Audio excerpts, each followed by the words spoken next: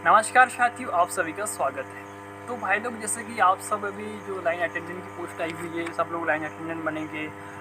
Grid मतलब sub station परिचालक जो होता है वो केंद्र परिचालक बनेंगे। तो मैं आप लोगों को बताना चाह रहा हूँ कि ये जो 5 MA का जो मतलब पावर ट्रांसफार्मर है, जैसे कि आप देख पा रहे हैं, इसको बोलते हैं PTR। PTR मीन्स होता है पावर ट्रांसफार्मर। तो जैसे कि आप देख पा रहे हैं, यहाँ लिखा हुआ है, दिखाओ इनको। ये लिखा हुआ है साथियों 5 MVA PTR नंबर 3।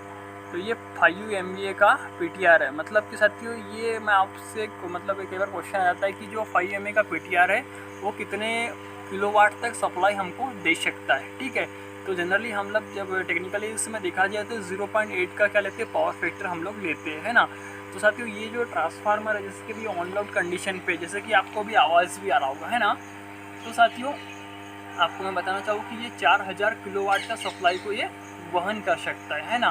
तो कुछ इसके पार्ट्स के नेम भी मैं आप लोगों को बता देता हूँ, ताकि आप लोगों को पता रहे कि जो ट्रांसफार्मर होता है उसमें कौन से पार्ट्स होते हैं।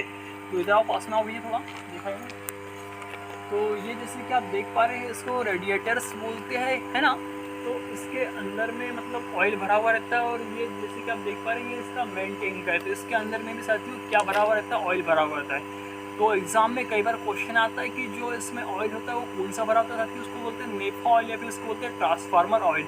ठीक है, तो ये क्या कार्य करता है भैया, जो इसके अंदर में ऑयल रहता है वो भैया जो क्या करता है, जो ट्रांसफार्मर की वाइंडिंग्स होती है ना, उनको कूलिंग प्रदान करता है और इंसुलेशन प्रदान करता है। क्योंकि जब ये ऑन लोड कंडीशन पे रहता है तो ये क्या होता है साथियों, बहुत ही गर्म हो जाता है। तो उसको क्या करने के लिए, ठंडा करने के लिए ये रेडिएटर्स बाय एयर के द्वारा, मतलब हवा के माध्यम से कूलिंग हो रहा है, और अंदर में क्या है, इसके अंदर में साथियों ऑयल भरा हुआ है ना।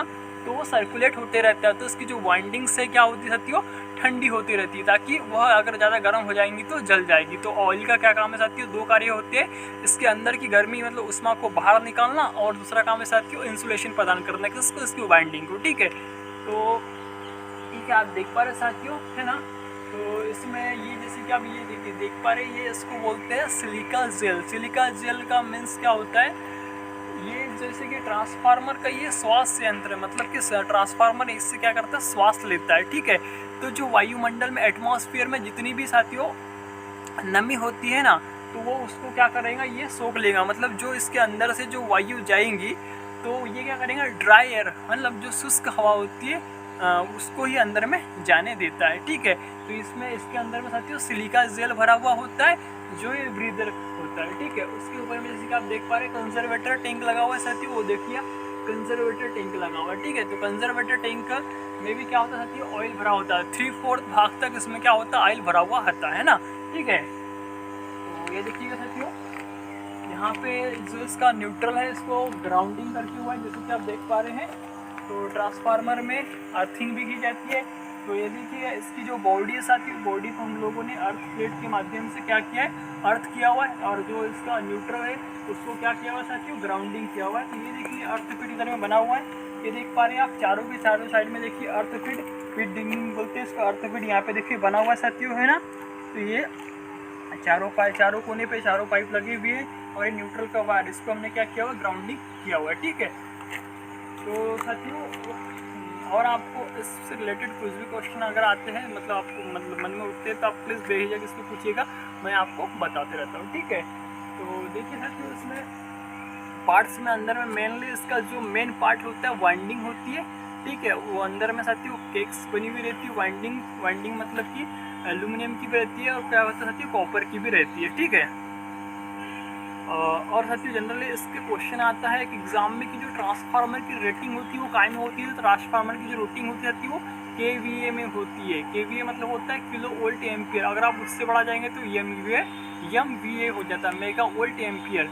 तो ये जो ट्रांसफार्मर है 5 MVA का, MVA मतलब होता है साथियों मेगा वोल्ट एम्पियर। ठीक है, इससे जो छोटे ट्रांसफार्मर होते हैं, जो डिस्ट्रीब्यूशन मतलब इसको अपना 11 kV 33 kV वहाँ पे लगे होते हैं। ठीक है, तो ये जो आप देख पा रहे साथियों, ये 33/11 kV, मतलब कि इनपुट इसमें 33 kV आ रही है, और आउटपुट में क्या हो रहा है, हमको 11 kV निकाल के दे रहा है। ठीक है, तो ये 33/11 kV का एक सब स्टेशन है, जहाँ पे ये PTR लगा हुआ है। ठीक है, तो अभी ये ऑन लोड कंडीशन पे, इस पर मतलब कि बाहर अभी डला हुआ है साथियों, इसकी नेम प्लेट भी आप देख सकते हैं। ठीक है, और ये जो ट्रांसफार्मर साथियों डेल्टा स्टार है, देखिए इधर आइएगा, दिखाइएगा। ठीक है, जैसे कि आप देख पा रहे हैं 3 फेस सप्लाई आई है।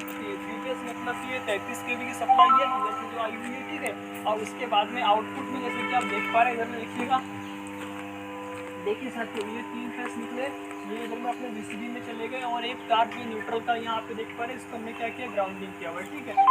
तो ये जो आप देख पा रहे हैं साथियों, ये VCB होती है। VCB जैसे कि आप देख पा रहे हैं 11 kV की मेन VCB है ना।